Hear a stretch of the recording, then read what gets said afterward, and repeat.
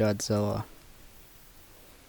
When I was a little kid, the two things I loved most in life were Godzilla and NES games. So naturally, when Godzilla, Monster or Monsters came out, it was like a dream come true.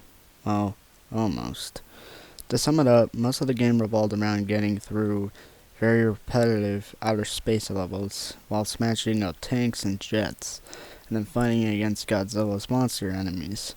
Overall, it was pretty mediocre, but back then I didn't care. When I got the game as a present for my 10th birthday, I played it night and day as much as I could.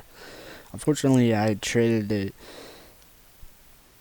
the game for a Magan a year later, much to my regret when I found out what that game was like. Recently, I bought a new NES system, and through a lot of hunting and asking around, my friend Billy finally managed to find a copy of Godzilla, Monster and Monsters. I was pumped to play my favorite childhood game. It had never even occurred to me to ask where Billy found it. He also gave me some other games like Legend of Zelda, Bomberman, and some stupid thing called Action 52, but Godzilla had to come first. So I started the game, and the nostalgia came flooding back like a tidal wave. Godzilla's 8-bit theme song flooded proudly through the speakers, and I was soon grinning like an idiot.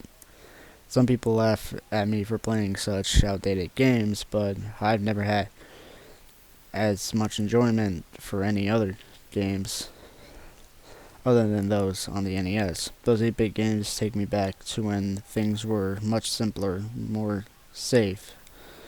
But after what's happened with this game, I don't have those feelings anymore. I had forgotten how quick the fun of smashing things as Godzilla wore off in the scrolling levels. The game bombards you with bullets and things crashing into you from every direction, and you're too big to avoid most of them. Although my excitement had worn down some, it wasn't long at all before I got to my first boss battle. My first opponent was Godzilla, an obscure squid kaiju who had never been in a Godzilla movie. The most annoying thing about fighting Godzilla is that he always backs you into a corner and starts smacking you with his tentacle, and you're unable to move until he gets off you. Okay.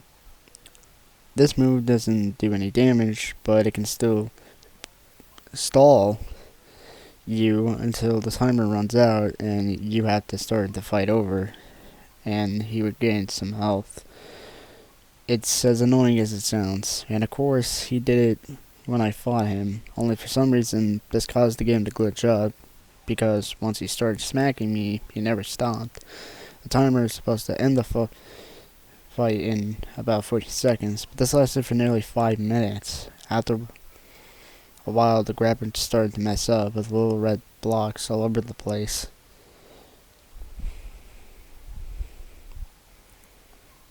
Which was weird, but I just took the game out, blew on it, and then started again. I wasn't about to let a little glitch stand in my way, so I started again, and this time defeated Godzilla and the level's other boss monster, Magura, without any problems. So then it was on to the next planet, Mars.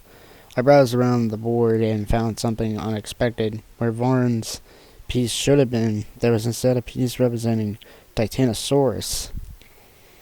There were only 10 kaiju in the game, and Titanosaurus was not one of them, or so I thought. Perhaps Titanosaurus was originally intended to be in the game, but it was swapped out with Varn for some reason.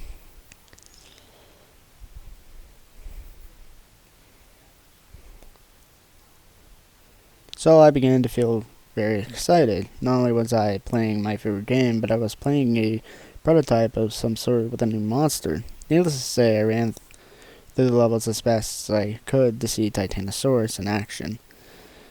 Fought Godzilla again and beat him before he could do his tentacle smack, but this time the glitch started happening when he died. Godzilla's sprite didn't sink into the bottom, but instead seemed to be devoured by the glitch, and his eye started randomly spawning all over the screen. I know now that these glitches with Godzilla were my first warning sign that something was very wrong with this game, but foolishly I ignored it and proceeded on to fight Magura, who this time had a glitch of his own. Magura was twice the size he should have been, which startled me. He was also considerably harder to beat than usual, which is to say not at all. But soon I had defeated him also, and when he died, yet another glitch happened. This happened extremely fast, so I was lucky to get a screen cap of it all. But what happened was that the giant Magura sprite started to shatter and melt. Also, if you look at the garbled text at the right corner of the screen, you'll notice what appears to be a bird in a cage. I still have no idea what that meant. At this point, I was about to fight Titanosaurus, and I was worried as to what kind of glitches would happen this time. But to my surprise, Titanosaurus looked just fine, although all the game's bipedal monsters were the same height. The Titanosaurus was a bit taller, but since Titanosaurus actually was taller than Godzilla in his film debut, I thought this was kinda cool.